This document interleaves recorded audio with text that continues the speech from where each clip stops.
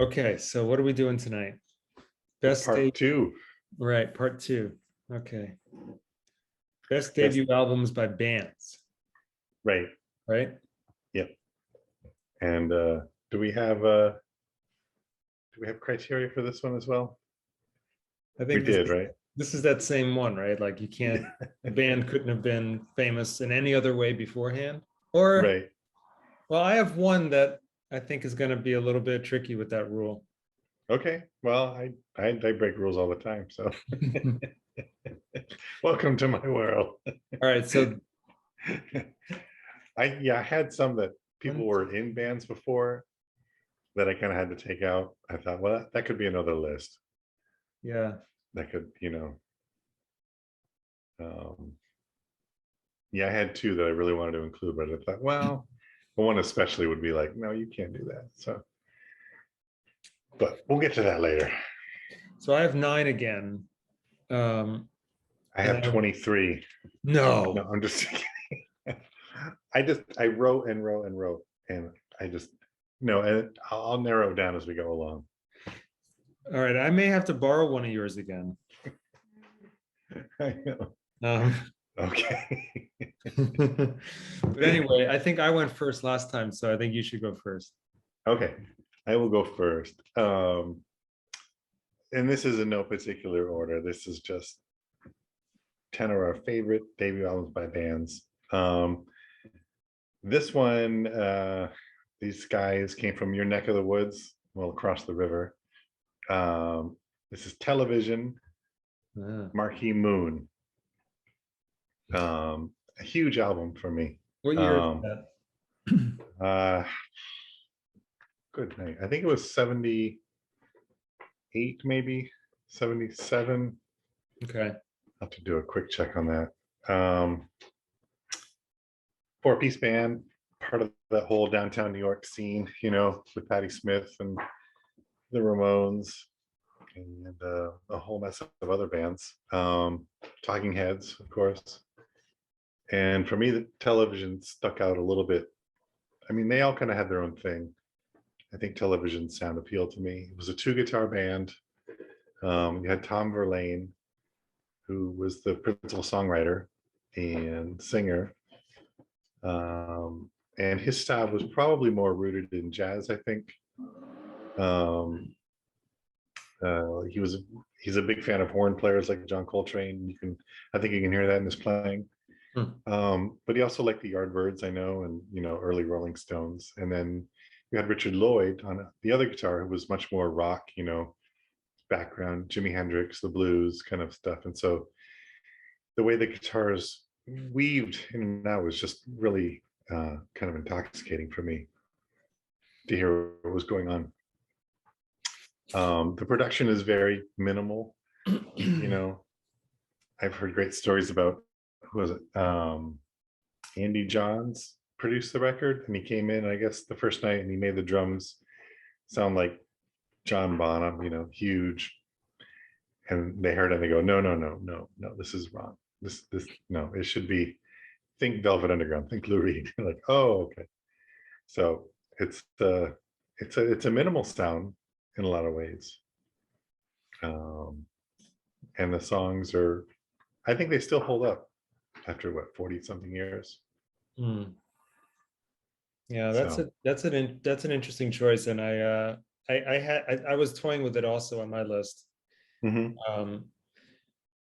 but I've dipped in and out of it over the years, and I've never really like given it a full like inhale into my Mhm. life.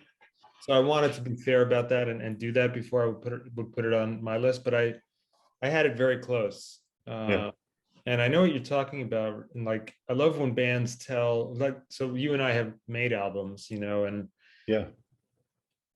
it's great when a producer asks for your references, Mhm. and so when you're thinking about a certain drum sound in your head and ones you want to avoid, Yeah. and so you pull references out like that to help the producer find their way into your head.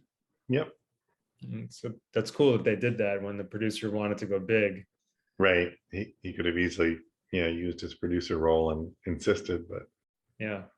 Yeah, he pulled back, and I think the record stands out for it too. Now, did they have more great albums, or were they kind of like that's like their big splash, and then they kind of Well, that was their big splash, and they had a record come out a few years later called Adventure. hmm Um, I think that was probably 79, maybe shortly after that. And then they split up for years. hmm. And they came back in, I think, 93, with I think it's called Television. So they've only made 3 records. Hmm. And there's some live stuff out there too. I think there's a live in San Francisco. I have like a bootleg of it. Um, but I think they actually released it too. And they never Um, really had like a breakthrough song that became kind of a hit for them, right? Like they never really had a yeah, no, they weren't. It wasn't like, Blondie or Talking Heads, where there was something that, was on the radio a lot. I think they were popular among musicians, yeah. and I don't know if they had the personality types, they always seemed kind of withdrawn, kind of quiet, bookish Yeah. types. Right. Yeah. Um, so I don't know if they, had that, you know, whatever it was, they Hmm. didn't have a Debbie Harry or a, you know, David Byrne leading them. Yeah. So Yeah. no, Like no big songs. Rick Ocasek But or somebody like that. Rick Ocasek, yeah. Yeah. Oh yeah, the Cars got. Um, I mean, when the Cars came out, people were saying, there was a big television influence there. Hmm. So, which you can hear, I guess. The Cars that they almost made was that they almost made my list too. Is their first album the one that's just called The Cars with the woman driving on? Yeah, yep, It has all those hits on it. That's them. That's their first album. yeah, that is, yeah, That's almost like a greatest hits album, and I really almost did put it on there, but I've moved yep. away from that album a lot over my more adult years. It hasn't Oh stayed with yeah. me as much as it did when I was younger, so Mm-hmm. I don't know why, but I didn't. Maybe it just became too radio played for me. Yeah. All those songs, they're great. Just what I needed. All those songs are great. Oh yeah. I think I mean, and Elliot Easton is like one of those underrated guitar players, Yeah, for the Cars. yeah, I mean, some of his leads are just like really like tight and magical and yeah, serve the song, and then he's out, and it's like, what was that? yeah, Yeah, it was great, great stuff. He's a really fun guy to like listen to in interviews. yeah. He's a well, I think the band the Cars are from Boston, but he's definitely from New Right. York, That's right. Yeah. listening to him. So like, but yeah, he's got great stories, and one of those kind of humble guys. Um, yeah, that's true. The Cars were right up there too. Yeah, that probably would have been album number 11 for me, maybe. Yeah. Uh, it would definitely be in the top 15, but Yep. anyway, well, that's a great choice. Great choice. So we'll start off with Television. Okay. All right. Well, I'll stay in that era and that genre because one of mine is, and also mine are not in order, but one of mine is Talking Head 77. Mm, great Uh, record. yep, I think that's a great debut album. Uh, it really does not yet get into their full-on kind of like art punk that will Hmm. come soon. It's really more like it's almost like these really little melodic, little like two to 2.5 minute songs. Yep. Um, it's almost like Beatly and it's like early Beatly in its simplicity, but it's Hmm. a new sound, a It's an new interesting way of looking at it. Yeah, I never would have thought of that. Yeah. like don't worry about the government. Um, Right. and well, Psycho Killer, Right. Love Comes to Town. Love Comes to Town. Yeah, they're just Yeah. really simple, and they're just there's no real I feel like Jerry Harrison's keyboards hadn't really come into the picture yet. Yep. It was Yep. really just the guitar and the bass and the drums. I mean, he may be in the band, but I think he was probably playing guitar. It didn't have that dreamy weirdness that they were gonna, that they're gonna get soon. Yeah. They I kind of don't know had who the produced it, but You I probably don't know. know. I don't actually. I don't I remember stumped who. you. Um, but they also had kind of that funkiness that they would be known for too, Yeah, like pulled up, right? yeah, yeah. The funkiness is there. And and I think similar to television, I like the production on it because it's very like clean and you know Very clean. Yeah. unencumbered. There's not I don't even think they're using any effect pedals or anything. It's just like straight electric guitar. yeah, it sounds like like when you first plug in a guitar and you're like, that's Yeah. what it sounds like. Yeah, yeah, good choice. And it's a great album cover too. I love that album cover. Yeah, did you ever see them play live? No, I never did. I've seen David Byrne solo, I think 3 or 4 times, Oh yeah, but I never was lucky enough to see Talking Heads in concert.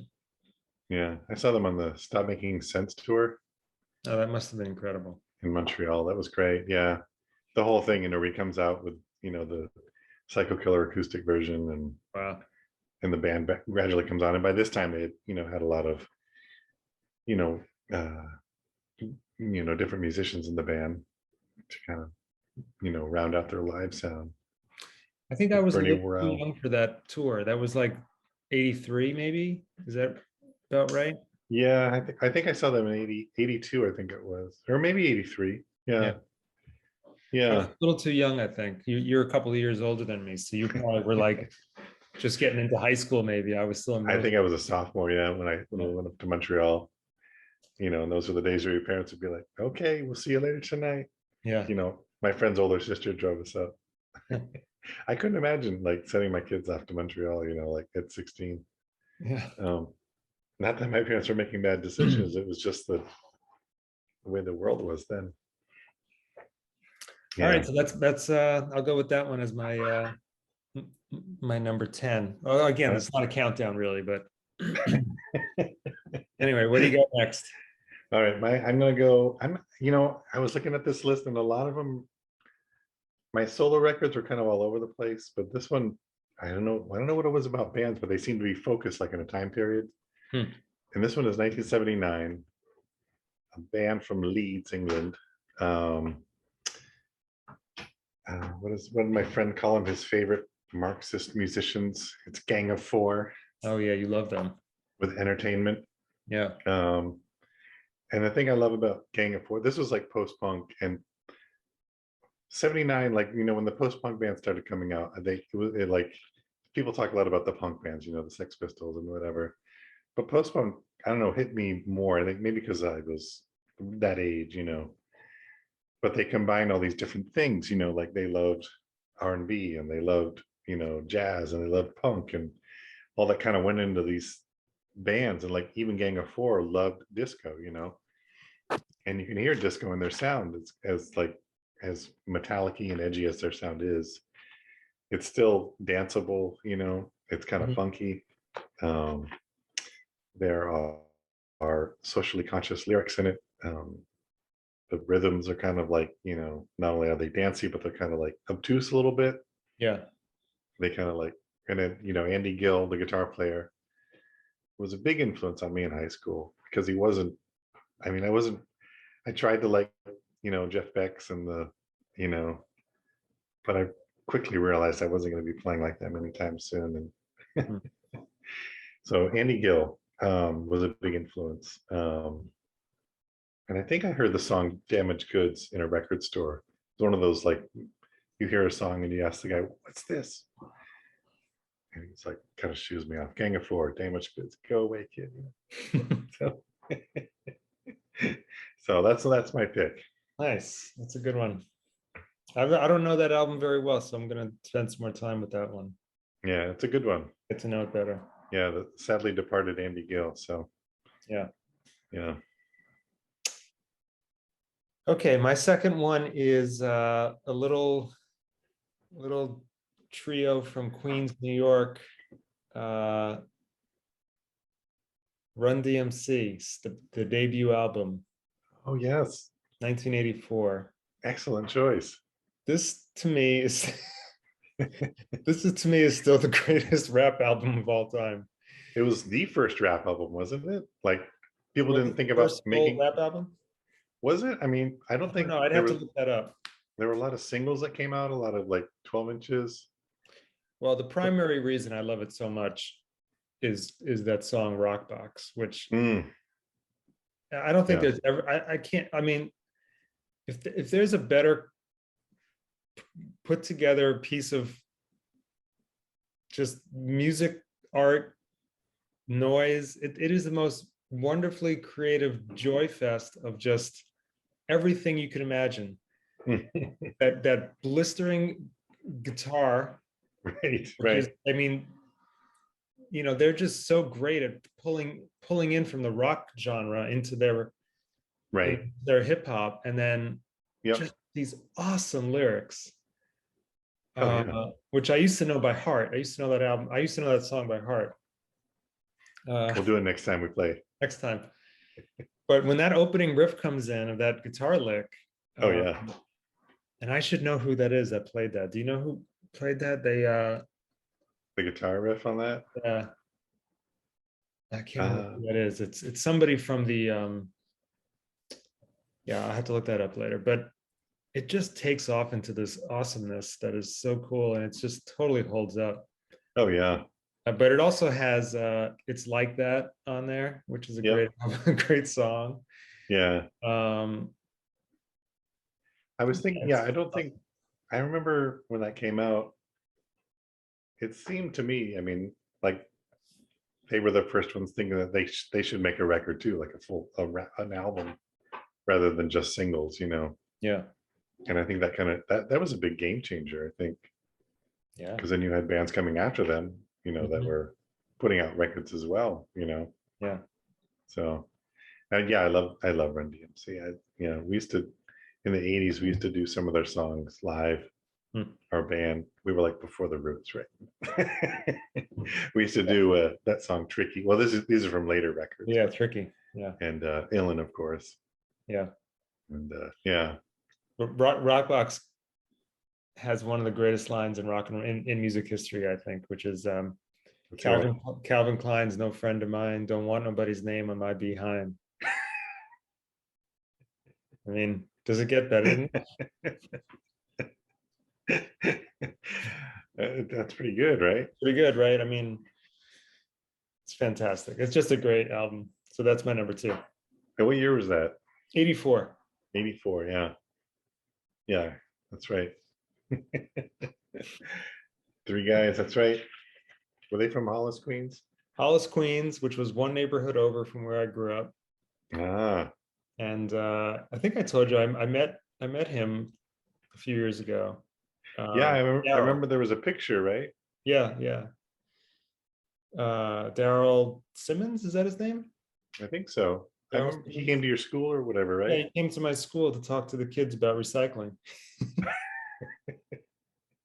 Did you tell him how much you liked the? I did. I said, dude, I got to tell you, I grew up with you guys. I lived Yeah, one neighborhood over from you, yep. and the Rock Box was just the greatest thing I'd ever heard in my life. He must have loved that. Yeah, he was really kind. He was very warm and genuine. Nice guy. Oh, that's great. Yeah. All right, are we on to my next one? Yep. Um, well, I'll stay with your genre, but this came out 5 years later, I think, maybe more. No, I think 5 years later. Also from New York, De La Soul, I love that album. 3 Feet High and Rising. Yeah, that has Please Keep on Moving, Don't Stop. Yeah, Yeah, Me, Myself, and I, yeah. and the sample. I remember just listening, my friend and I listening to just like picking up the different samples on that record Uh-huh. because it's like Johnny Cash is on the record. They sample Hall and Oates. Hmm.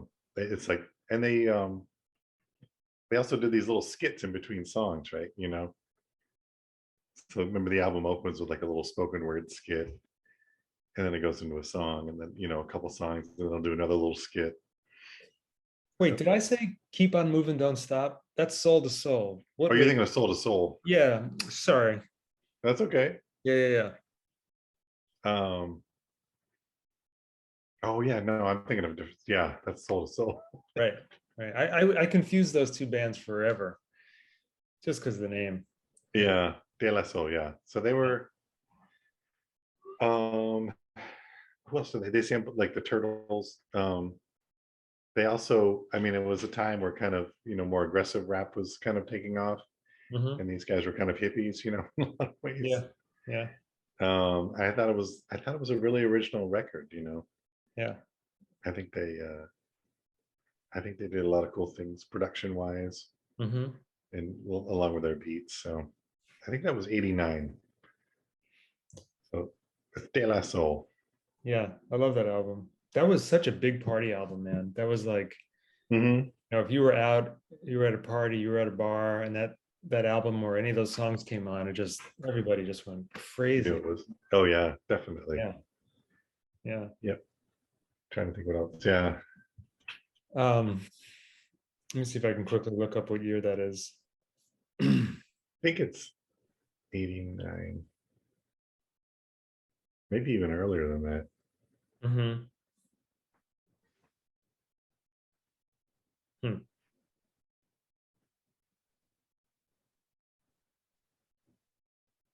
Anyway, yeah, that is a Yeah. great album. I do love that album.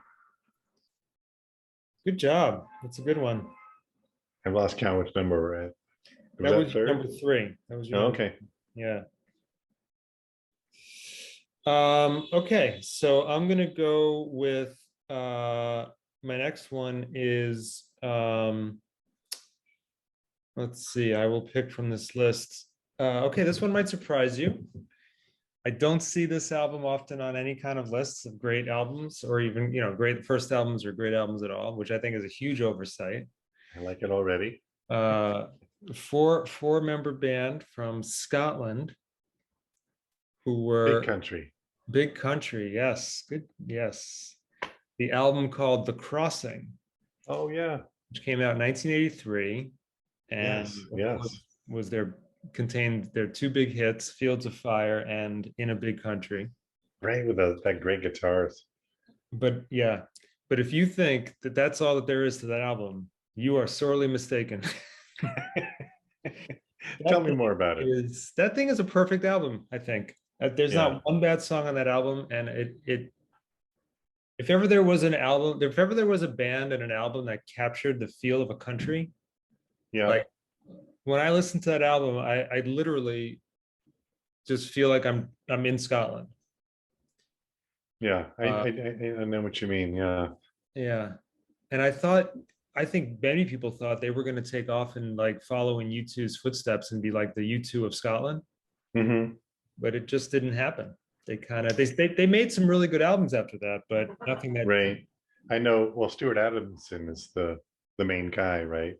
yeah, he was the singer. Yeah, and I know he struggled a lot. I know with Yeah, he died some maybe mental health issues. 5, 10 years ago.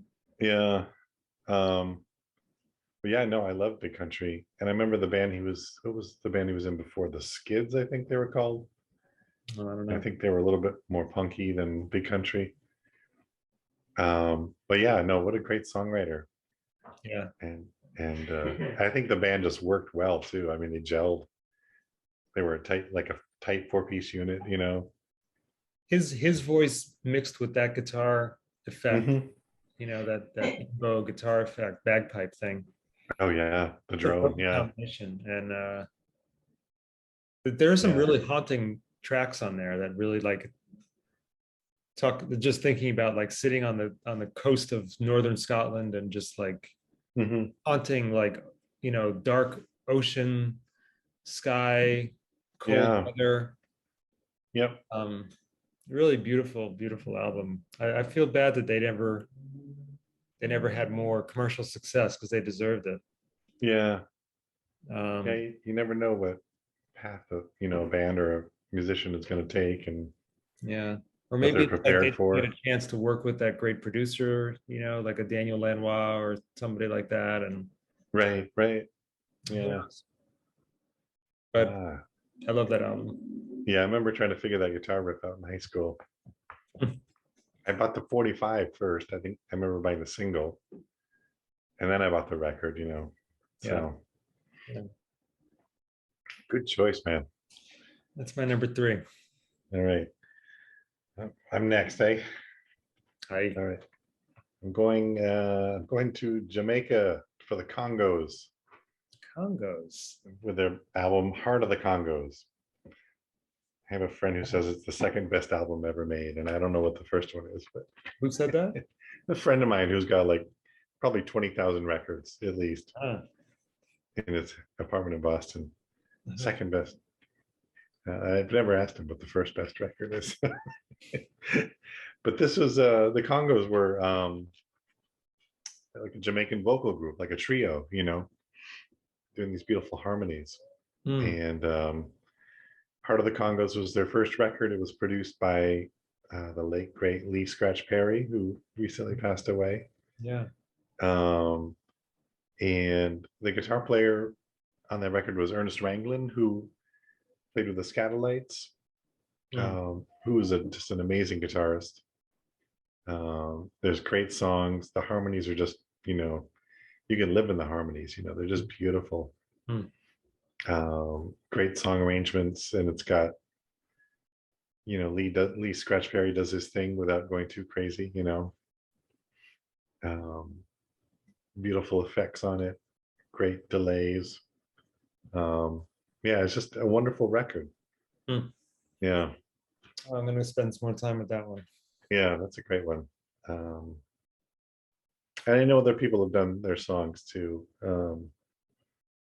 I think some other people have covered Fisherman and the Congo Man as well. So I can't remember off the top of my head, but so that's my number 4. Very nice, very nice. Great one, great one. Oh, thank you very much. All right. I'm going to jump over to the 90s for a second. Yeah, all right. If that's all right. For a great, great debut album from a band out of Seattle, right in the heart of the grunge era, 10 by Pearl Jam. Okay. I was not like blown away by the grunge movement yet. I wasn't really getting into it. I was still kind of in my 80s phase. Uh-huh. What year was that? What year did that come out? 91. Okay. Yep. I was working at a college radio station, at my college radio station. Yeah. In Oswego, New York. And we would get sent tons of albums. And sometimes we would get like really early releases, like before these things became big. And this album arrived, and I was the first DJ to get it, and still had plastic on it.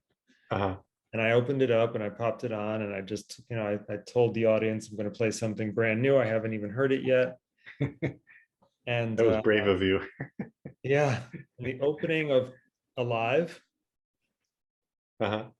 kicks in, and do do do do do do do do do do do. And it was like one of those moments where you're just like, holy crap, like this is amazing. And I'd never heard it before. Nobody had ever heard it before. And I felt really kind of privileged to be able to debut this thing to this, little tiny audience of this little tiny college on Lake Ontario. But that's all right. And then the rest of the album was just, amazing. Just song after song after song. Yeah. Of good, hard, grungy rock, but also these beautiful, beautiful melodies. And these like really just thoughtful, intelligent, really, cool lyrics. Yeah. You smash all that together, for me, like driving rock with great melody and cool lyrics, I'm just in, You're sold. That's why Matthew Sweet's Girlfriend album works so well for me, because it's just like all that driving rock, but with beautiful, almost like Beatlesque melodies. Right, with these crazy loud guitars. Yeah. So that album just won me over really fast. Oh, cool. Yeah, I missed a lot of that era for some reason. Yeah. So I don't know, like, I'm not as familiar with that period. Um, but I mean, obviously, I know who, I know that record. I mean, it was everywhere. Yeah. Yeah. I mean, they were kind of everywhere for a while. They were Um, my favorite of that whole scene. I never really got into Soundgarden except for a couple of songs. uh-huh. I did like Nirvana, but I didn't like them as much as Pearl Jam. Okay. And and on top of that, it's one of the coolest band names because you know where the title comes from? Their No band idea. name. I don't know if you remember a basketball player named Dwayne Pearl Washington. No. He played for the New Jersey Nets and he went to Syracuse. Oh, yeah. Yeah. But anyway, when he would So, stuff the ball, that was called a Pearl Jam. oh, so the basketball fans. Yeah. Oh, that's funny. No idea. Hmm. Wow. When did this guy play basketball? Around that time, Yeah. late 80s. Okay. Yeah. Yeah. Anyway, great album. Great debut album. Nice. Yeah. That's a cool story. I love it. On the air. Here comes the Zoom cat. There he is. Oh, right. He's got to make an appearance, right? Yeah. All right. What's your next one? The next one is here's my list. Okay, here we go. Okay, this is a band that I've been slightly obsessed with over the years in many different ways. I don't think it's their best record, but it's their first one, and it kind of hooked me. Um, it's XTC and their first album, which is called White Music. Hmm. I don't know why it's called White Music. Um, but it came out in I think 78, maybe 77. English band from Swindon, England. Um, and they were a lot different from the other kind of punk bands of the time. They were very rhythmic, almost sometimes in a complicated way. Different time signatures, but accessible. They had quirky lyrics. They had songs about the Statue of Liberty. They did one cover on this album, All Along the Watchtower, which sounds nothing like Bob Dylan and nothing like Jimi Hendrix's version at all. They had a song called This Is Pop, which is kind of a comment on the whole radio market at the time. Hmm. I think they stand out from a lot of the other bands at the time. They too were melodic, heavily influenced by the Beatles, but also heavily influenced by a lot of the psychedelic bands from the late 60s. Mhm. You I don't know. know that album, but I do love them, and Yeah. I know you're a big fan. Yeah. What's And I was thinking their big album? Like, what's their kind of bigger? What's the album that kind of put them on the map? probably Skylarking with Dear God. Yeah. It came out in 86, I think, 87. And they've been around for a while. And I think that's the one that Todd Rundgren produced. And I think when you were talking about Joe Jackson last week, you talked about his debut album possibly being his best. And I think XTC was one of those bands that kind of, their albums got better and better and better as they went along, or more, or they progressed, or you know, uh, and it worked. Experimented and it worked. Yeah. Um, the songwriting got more, mature and adventurous. Yeah. As some bands kind of come out and that's it, and but Yeah. I think they were one of those bands that got better Yeah. uh, as they got going. It really can work either way, right? Like there are some bands that really they peak Hmm. early and they never achieve that again, Yep. and others go the other way. Yeah. I didn't put "Please Please Me" by the Beatles on this list Right. because quite honestly, like I know it's a really great album. It's important, but Yeah. to me, it's kind of like a collection of singles in a lot of ways. Uh-huh. And I think what they're going to do later. really is, I don't know. I don't have Please Please Me. Like, it's never been an album I owned. Yeah. So I didn't put it on there. As big a Beatle fan as I am, I just didn't want to put it on this list. Well, I think historically it's an important record. Yeah. You know, I know it makes all the top lists, you know, when they talk about debut records. Right. But was it an album? yeah, it's like, did they go into the studio and make this album? Like, I think they did, yeah. Yeah. I think they did. Yeah. So I think that was their intention. Yeah. Well, maybe I messed up. Maybe I should have put it on here. Oh no, it's okay. I'll rethink it maybe a little bit. Let's see. We'll do it for our 10th anniversary show. Yeah. All right. Well, nice. All right. That's a good one. All right. I'll go back to the 70s now. With the debut album by the Pretenders, 1979. That's a great record. That is a great record. It's just, yeah, there's not much to say about it, really. It's just a great debut album by a band that I love, that's going to get even probably better. Yeah. But maybe not. Maybe that's a peak. I mean, it's hard to say that's their peak, but they definitely kept getting better. But I could also see people who would say that's like their best album. Yeah. Yeah, I think something definitely changed when, you know, their two founding members passed away. Yeah. James Honeyman Scott and Pete Farndon. Yeah. That I kind of missed. I mean, I think the guys that replaced them were, you know, very talented, but I don't know. There was something interesting about James Honeyman Scott's guitar style, you know, kind of something unique, and you could, you know, hear his influences, but he was making it his own. Yeah, I don't know. I think it's both died after the first album. The second, they did 2 albums. Oh, which is called Pretenders 2, right? I think. Yeah, yep. Which is also a great record. Yeah, that's a great record too. Yeah. But the first album has Stop Your Sobbing, I think. Is that on there? Yeah, Brass in Pocket. Brass in Pocket and Precious, of course. Does it have that? Mystery Achievement, isn't that on there?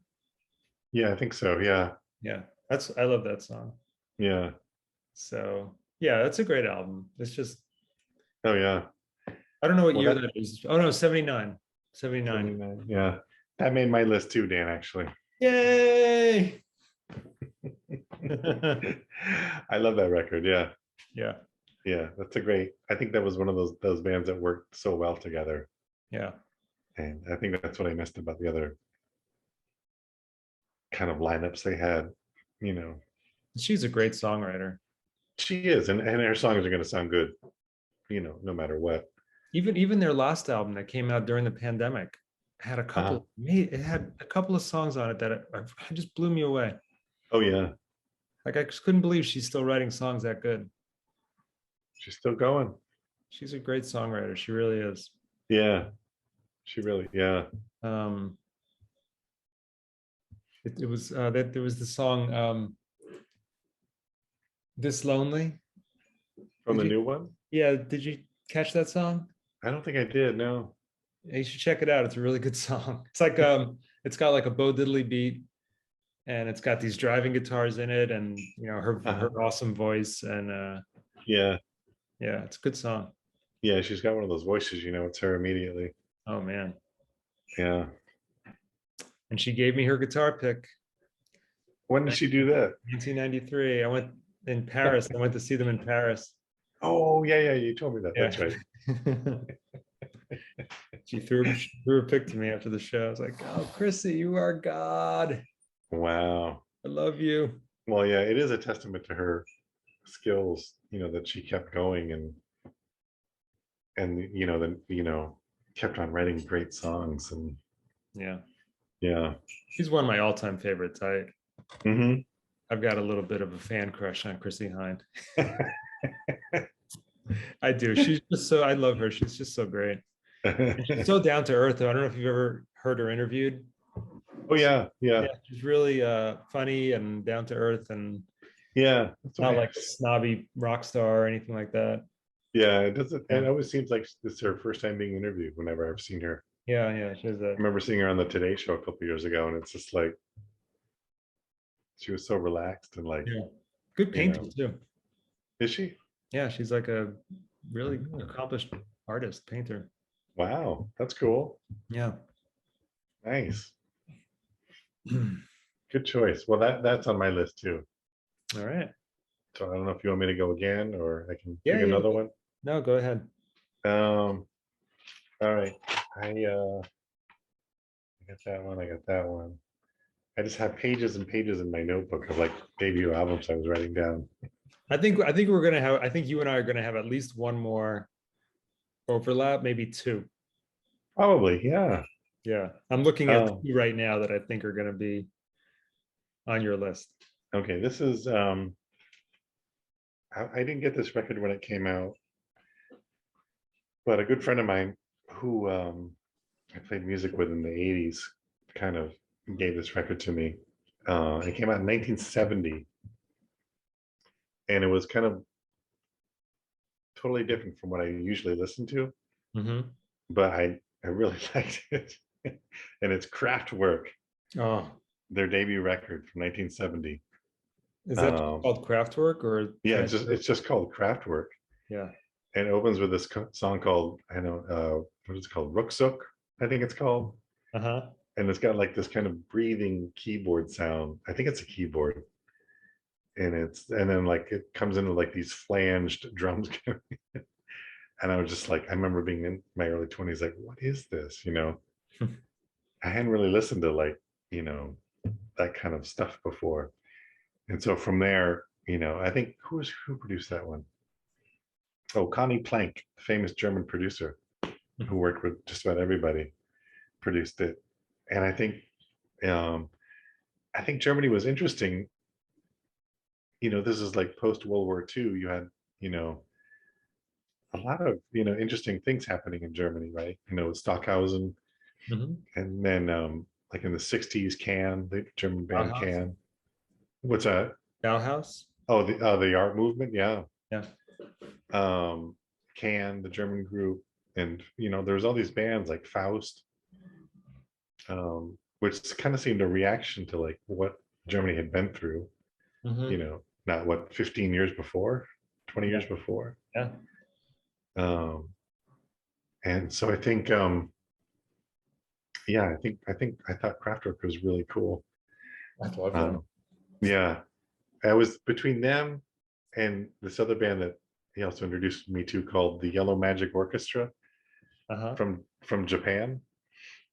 Um, who one of the keyboard players was Ryuichi Sakamoto. Do you know him? Mm-mm. I think he lives in New York part-time, but he's Japanese.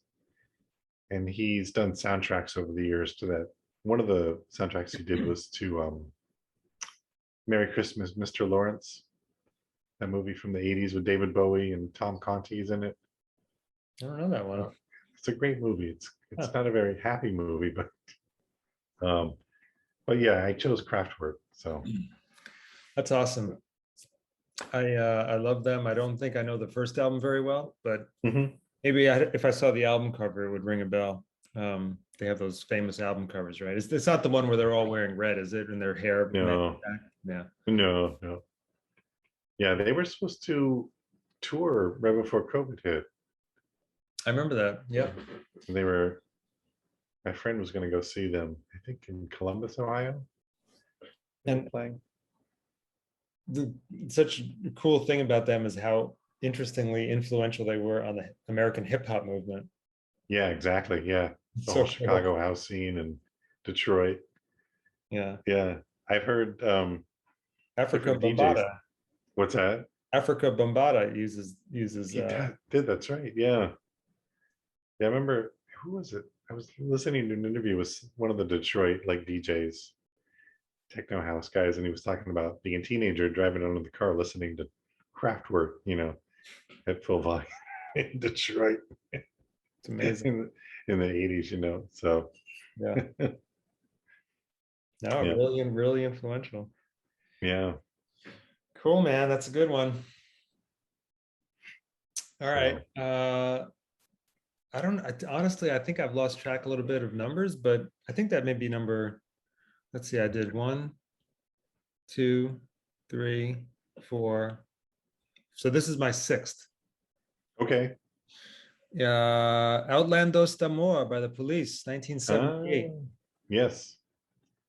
Good strong opening debut record. Yeah, is that on your list? No, it's not. Oh, okay. Yeah, I don't think you could get a much stronger debut album than that one. Yeah. Filled with not only great songs, but some of their biggest hits, right? Roxanne is on Yep. there, and Yep. is Don't Stand So Close to Me on there? Might be. I I'm think not that's sure. on I think it's on a later record. Oh, okay. Zenyatta I think Mondata or So whatever. Lonely is on there. Yep. Um, so it really, it's a rocker. Like it really, Yeah, yeah. that may be as much as, well, I don't know if it's as much as they ever just rocked, but Probably of their records, I would say. yeah, maybe, right? Yeah, because Sting didn't start to get artsy fartsy yet. yeah, You Sting. know, he's 70. He just turned 70. Oh, really? Yeah. But He's one of those that's people. I love that album. It's a great album. Uh, Yeah, it I think really I like. chugs along. What's that? It really just chugs along. It does. Yeah, yeah, yeah, yeah. Um, Um, yeah, it's interesting their background because Andy Summers played in like some prog rock bands or something before the Police, right? yeah, I think that's right. Yeah. He was like a little bit older than them. Yeah. Uh, He's British, right? It's yeah, Stuart and Copeland's the American one, right? yeah, yep, Yeah. yeah, I mean, yeah. So Lonely just by itself is almost like worth the price of admission. Uh-huh. Oh yeah. I love that song. It's another one of those unencumbered arrangements, like the whole album Yeah. has a sound. Yep. It's like they had the weekend to go in and record.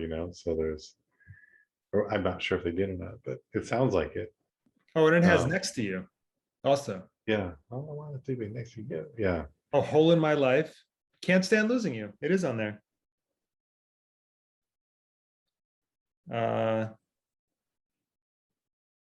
after the second half of the album, I don't like as much as the first half, but the first half is like Hmm. stacked.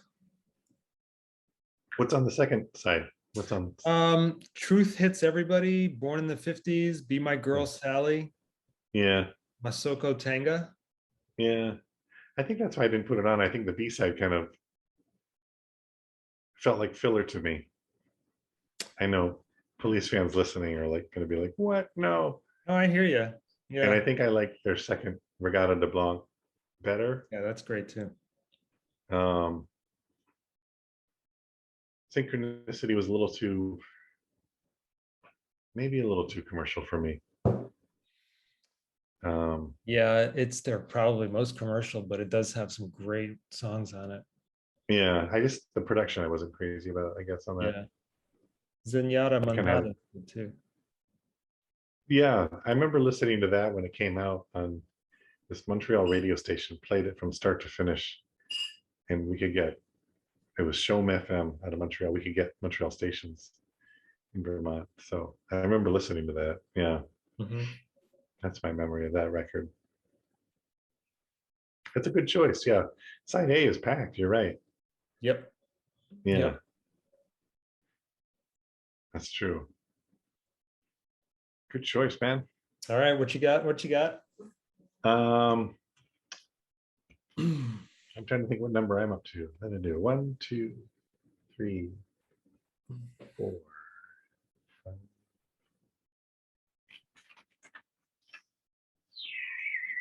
6. I guess this would be number 7. I think so. Um, this is by a band from Bristol, England, I think, from the West Country. A band. This is also my younger teenage, middle school, high school years. A band called the Pop Group. I don't know if you're familiar with them. I don't know them. The No. Pop Group. An album called Y, the letter Y, like YMCA. pop group were also part of that kind of post-punk scene, along with Gang of Four and Wire, um, and Magazine and all these other great bands. Hmm.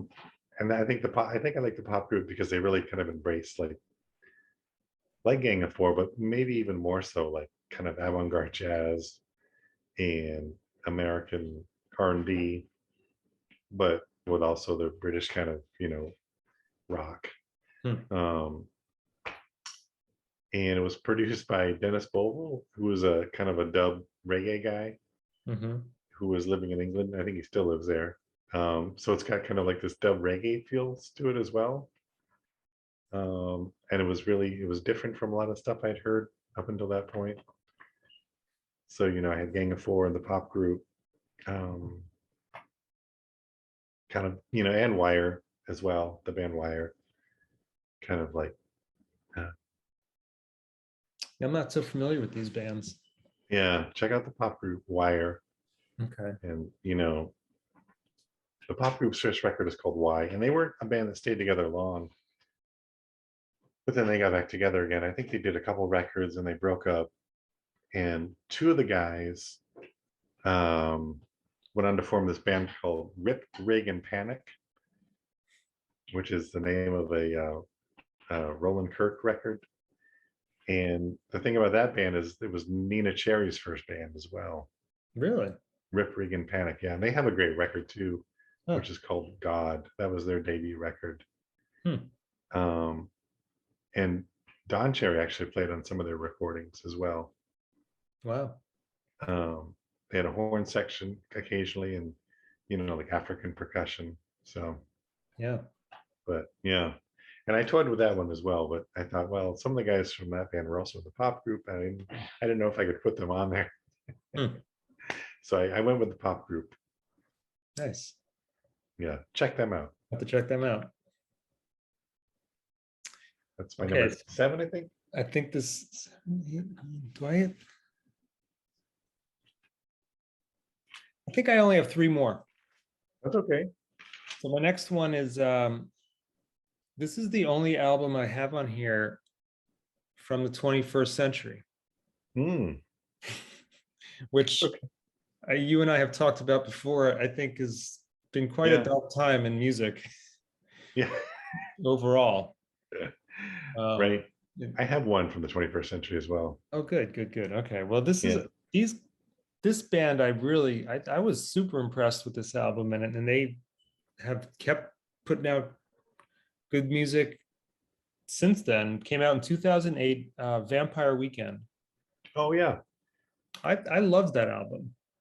I know Um, them, but I'm not that familiar with them at all. So yeah, I'm interested to hear what you have to say. And it's a really creative album with which mixes like a little bit of kind of like a Paul Simon-y sort of kind of like an island kind of groove, but Mhm. very eclectic with lots of different instruments going on, and the lead singer Mhm. um, and songwriter, he churns out some really beautiful melodies, and Nice. they do a really great job of just bringing a lot of creativity to the production. Yep.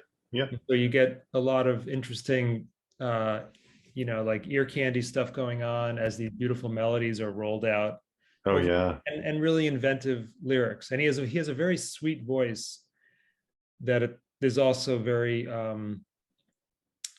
it's edgy and sweet at the same time. It's a nice, he's got a really great, he's very blessed with a beautiful, cool voice. Oh wow. So that, along with this great production that they put together and these really creative songs and beautiful melodies and very, very hooky. So, I'm one of my Mhm. big laments in the last 20 years is that melody has started to disappear from the landscape of music. Mhm. Mhm. Personally, I think. It's Um, changed. I remember. Yeah, but we've talked they, about that before. yeah, but not with them. Like they are their songs you can like sing along to and whistle the melody later, still in your head. So I'm really impressed with them, and I'm grateful that they exist. And it's a great debut album. Oh nice. Where are they from? Do you know? I think they're from New York. Oh yeah. Yeah, they sing about different New York places, Manhattan. I think they're all from Manhattan. Oh, okay. Yeah. And they're still playing? Yeah, I think they're still together. Yeah. Oh, okay. Cool. Yeah. Vampire Weekend. Nice. I I think like you'd it. like them. I'm gonna go. I'm making notes while you're talking, so Yeah. we'll stay right here, right there. Yeah. Oh, nice. So, 21st century. Should I go 21st century too? yeah, I think that's a good idea. All right. This is my 21st century choice. Um, and this is I originally heard him on the radio. My friend had a Friday night jazz program, and it's Kamasi Washington, jazz saxophone player, saxophonist. Yeah. Uh, it's a record called The Epic. Uh-huh. Um, I think it came out in 2016 or 2017, maybe even 2018. I don't know. It's 21st century. And the first song I heard was Claire de Lune, his version of that, and it just blew me away. And I went out and bought this record, and it's a 3 CD record, um, and it's it's jazz. It kind of reminds me a little bit of Pharoah Sanders a little bit Mm. in his playing style. There's some vocals on it, some beautiful vocals with some great melodies. The band is incredibly tight. Mm. They do, it's mostly instrumentals, I would say. I think you've played me them before or told me Yeah, about them, and I went and listened. And yeah. yeah. Winnie and I saw him at the Flynn. He played at the Jazz Fest one year, Uh-huh. and was probably one of the loudest jazz shows I've ever seen. They were so loud, but it was great. Yeah. Um, and then he came out afterwards and talked to everybody in the lobby. Mm. Yeah, so The Epic by Kamasi Washington. Okay. Like number 8, I guess that would make it. Yeah. Yeah. You're up next. Okay, so my next one is Murmur by REM, Oh yeah. 1983. I was trying to figure out if I should put this one on the list Yeah. because they had an EP that came out before that, right? Oh, really? I didn't know that. But I didn't know if that would uh I didn't know if the EP counted or not. I didn't even know they had an EP that came out before Murmur. How many But songs are on it? I think like 4 or 5. Okay. That's okay though. I have a Yeah. backup. No. Keep going with Murmur. I want Can to I hear go what with these. Murmur? Yeah, Okay. yeah. I'm Well, I half mean, of this. I'm half of this duo. I say we go with. what? I'm half of this duo here. I say go ahead. There's not much to say about it that hasn't already been said. It's just a fun debut album by a great band Yeah. that, this is still the wonderful phase where you can't understand what Michael Stipe is saying. And Right. Right. melodies are awesome. The guitar playing, just the whole thing. I don't even, it was another one of those bands that was going against what was coming out at that time, right? Like Hmm. they're not new wave. They're not Right. really punk. I don't really think of them as punk. It's No, they kind have of too many like, folk. it's I almost mean, they like almost. folk, punk, folk, new wave, rock. I don't know. It's a weird, Yeah. um, almost earlier than it's should have come out. I don't know. Like it's just an interesting, different sound. College, was that a genre? College rock, college I think radio so. rock? Yeah. I think they I think kind of that was like a started it though. genre, right? Yeah. I think they kind of started that whole thing, right? Didn't they? Yeah, maybe. Because I Um, remember, like, college radio stations had a lot of pull back then, and they did have a my lot. band, That's we right. would play colleges. I mean, we would, and colleges paid pretty good back then. Hmm. And people would come to see you play like at some spot on campus, Yeah, and that's what people did on Friday night. They went to go see this band, yeah, yeah. and yeah, we saw REM. I think after what was their second record, Reckoning. That was, maybe. Yeah, that sounds right. I think we saw them, my Life's Great friends and I. Pageant. Is it Life's Great Pageant? That might have been it too, yeah. But we saw them at a college down in Western Mass Yeah. with like, 100, 200 other people.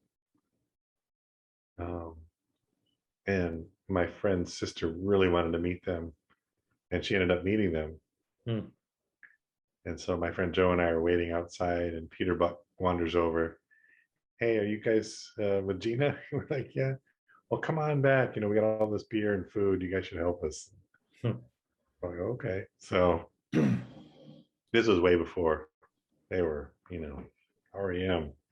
Yeah. Oh, I but would have yeah, loved to have caught them, in that era. That's another big regret that I didn't go to see, I didn't see REM when they were young and yeah. started, and that I didn't see Talking Heads during that Stop Making Sense tour. And Oh, yeah. I'm sure it must have been really amazing to go see REM in the early 80s. It was pretty, yeah, they were great. They were really tight. They were Yeah. fun. I remember the thing that cracked me up because I guess we were like 18, maybe not even 17, but they would play songs and you could tell they would huddle after a few songs and decide what they were going to play next. They would all gather around the drummer. That's What's cool. his name? Bill Berry. Bill Barry, And yeah. they would kind of like, yeah, okay, yep, okay, yep. And then they would play Harbor Code or whatever. That's great. Yeah. And so, yeah, Yeah, good I didn't. choice. There's a point at which REM, kind of lost interest because when they got very commercial. But Yeah, I I think think, right up through what's that album with It's the End of the World as We Know It. What's the name of that album? a document or something. I don't Document. know. Document. That's right. Yeah, That was the last one I really loved. yeah. I like their records they did in the early 90s, 90, 91. Like Monster. No, I didn't. I wasn't crazy about that one. The one before that, uh, um, I'm sure it had Everybody Hurts on it and Green. Man on the Moon. No, it was after that one. After Green. Let me Uh, see if I can find. Um, yeah, I do like Man on the Moon. That's a good song. um, Let me see if I can find Man on the Moon. Of course, I can't find it now. Yeah. But that's I think that was the last one I got, and then I remember the drummer left, right? Right. Uh, Right. Yeah. and I remember getting one of the records after he left, and it just, I don't know. I think he left. Didn't he leave after Monster? Was that when he left? Yeah. Right Yep. around then. Yeah. Oh yeah. Monster Well, was okay. It had a few good songs on it, I thought. yeah. It sounded like Um, they were kind of jumping on the grunge bandwagon a little yeah, bit to me. yeah, a little bit. Yeah. And I thought it sounded kind of forced a little bit. Right. Um, Out of Time, that was one of the one I Out of liked too. time. Yeah. That had the huge that kind of put them over, Right. like Losing My Religion. Right. I'm trying to think. But there was some like Country Feedback is on that one, and Me and Honey.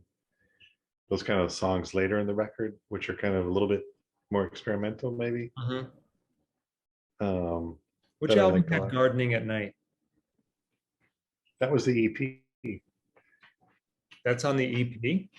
Yeah, that came out before Murmur. Gardening at Night was on that? Really? Yeah, Oh I wow. think with let's see if I can find a discography. Of course, I can't. Uh, let's see. Albums, extended plays. Chronic Town, it's called. The Huh. EP is called Chronic Town, and it's got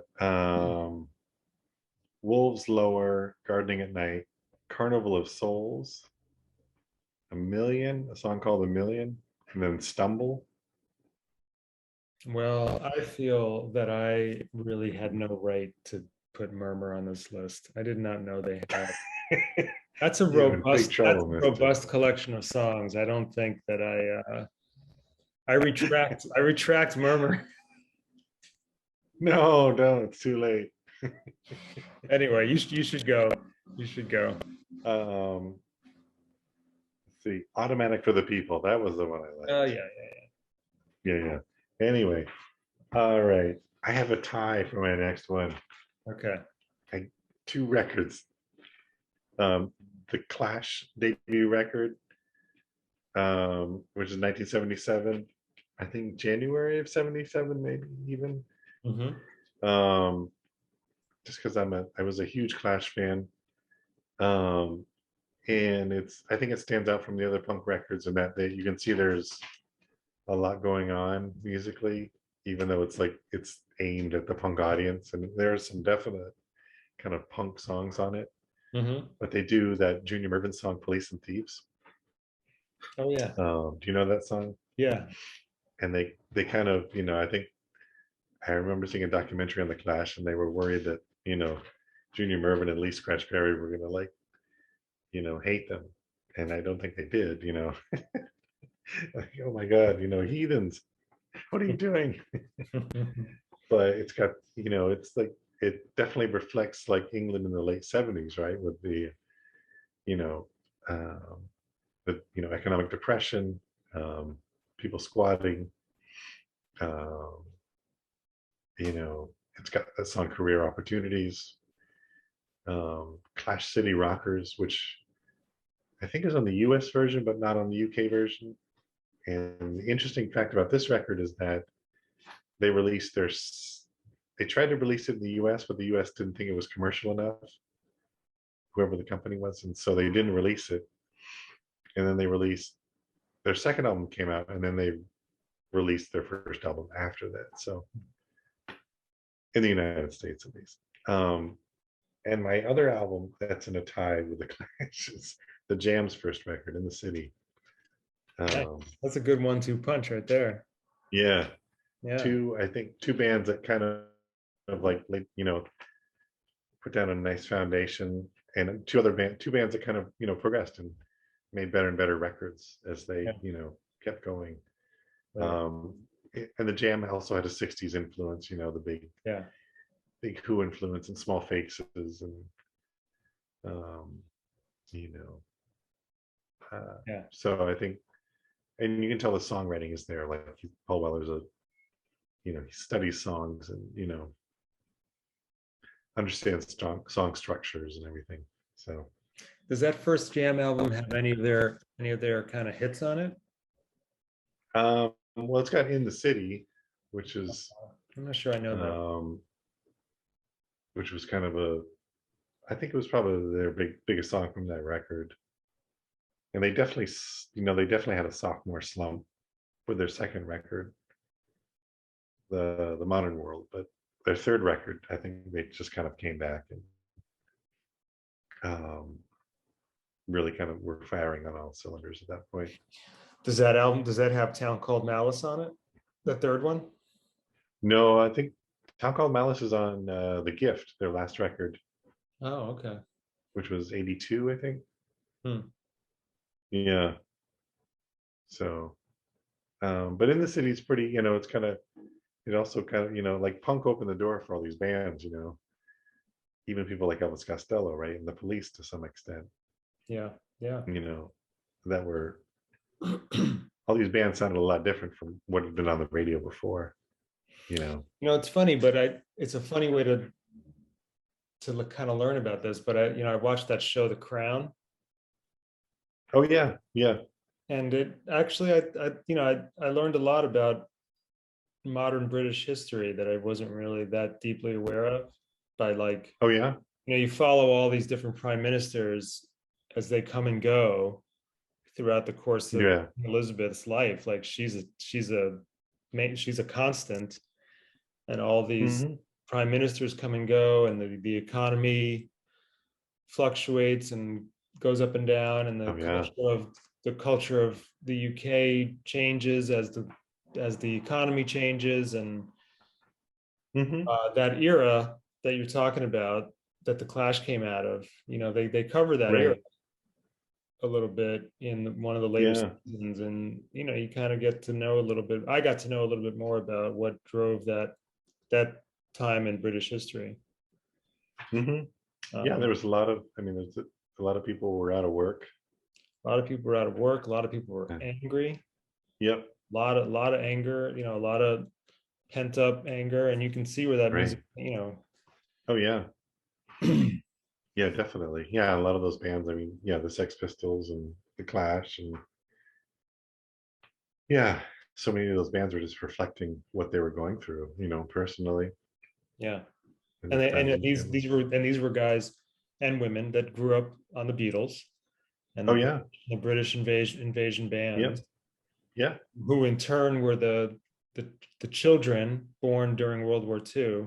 So you had Right. like, these generations building on themselves and eventually punk rock, Yeah. It's Oh, pretty cool. definitely. It's a pretty cool music lineage. Oh, it is. Yeah. When I you look watched. at it in in paralleling politics and the economy and the recovery from World War II. Hmm. Right. It's Right. Because pretty London was interesting. bombed out. Yeah. Yeah. Yeah. There's a good documentary on BBC. I think BBC Four did it about the year 1977. Actually, um, kind of everything that led up to people feeling the way they did. Isolated and Mm. excluded. Um, and it combines it with the music. It's like they would clip back and forth between like ABBA or someone like that. Right. Doing this kind of cornball song. In these horrible outfits. And then they cut to these English kids who are like, what is this? It was just the juxtaposition was really funny. Yeah. Yeah. Yeah. So Well, I'm just going to do one more album and I'll do one honorable mention and I'll just do them together. okay. I think we're pushing an hour and a half here, so we should Oh probably. geez. Yeah, we should. We'll have yours be the last word. Okay, so this one is kind of a cheat because this band, obviously, this was not the beginning of them, but it was Hmm. the beginning of them under this name. So it's music from Big Pink by the band. Oh yeah, that's Which, a great one. it's a Yeah. huge cheat. Obviously, they were a pretty well-oiled outfit at that point, Yeah, with a lot of history behind them already, but they had never made their own album, you know. that's true. I would put it on there. So I'm gonna put it It's on. on. Yeah, I have it written down. You have it too? I do. Yeah, All right. yeah. So I thought because it yeah, was so different from what they had done before, right? right. With Levon and the whatever they were called. The Hawks. Uh, yeah, I was going to say the Ramblers. No, not even, Yeah. which was kind of like a 50s rock and roll. Yeah, right. You know, Robbie takes a solo every song. Right. You know. Yeah, but this was the birth of something totally new. Yeah, this was something completely different and different name. Yeah. Um, Yeah. they weren't backing Bob Dylan. Right. They weren't. They weren't doing like rockabilly covers. This was yeah. No, I would yeah. That's a great record. So I'm gonna, yeah, it's on there and it maybe is even the top spot, even though I didn't really Hmm. that way. Yeah, But I mean, it's a fantastic record, right? I mean, what can you say about it? yeah. It's like yeah, everything came together for that one, Yeah. and it's got And a really. you could argue invented a genre, right? Americana I think it probably did. I think or roots rock or roots Americana rock or whatever. yeah, and so many people were influenced by it, who in turn influenced other people. I think I told you I read the Richard Thompson book, and he was playing in Fairport Convention at the time, and they were kind of trying to find their way. They had released a couple records, but he thought they kind of sounded American, like Jefferson Airplane, kind of, Mhm. And I think there's one point in the book where they go to see the band play in London, and Fairport just walk out of there with their mouths open, like, wow, you know, we can't do that. We can't, they've got that, that's where they're from. That's the kind of music they play. And Mm. so they kind of like, in turn, kind of looked inward, where are we from? What kind of, things have made us who we are, Mm. and incorporated it into their music, so Mm. I think the band had a huge influence. Absolutely. Lots of people around the world, even, George Harrison loved them, and he actually, it was one Yeah, of the reasons he wanted to quit the Beatles, right? Because he said, "I want to be in a band like that." yeah, Right? right. He wanted to be in something Yeah, more democratic, right. right? Like Yep. more, yeah, Yeah, Los Lobos were influenced by the band. everybody Yeah, yeah, probably really, and yep, yeah. So that's yep. And then my other one is just I'll call it an honorable mention, yeah. and it's really on here for two reasons. It's the B-52's debut album, That's a great one. which has great. It's a Yeah, great album and has great songs on it. But yeah. I love it for the fact that it's the album that convinced John Lennon to get back out there and make music again. You've heard that story, Right. Yeah, right? yeah, yeah. He Yeah. heard those songs and was like, "Wait a minute." He was like, "That's cool. Is that what music sounds like now? I Yeah, want to get back out there." So that's, I mean, for that alone, yeah.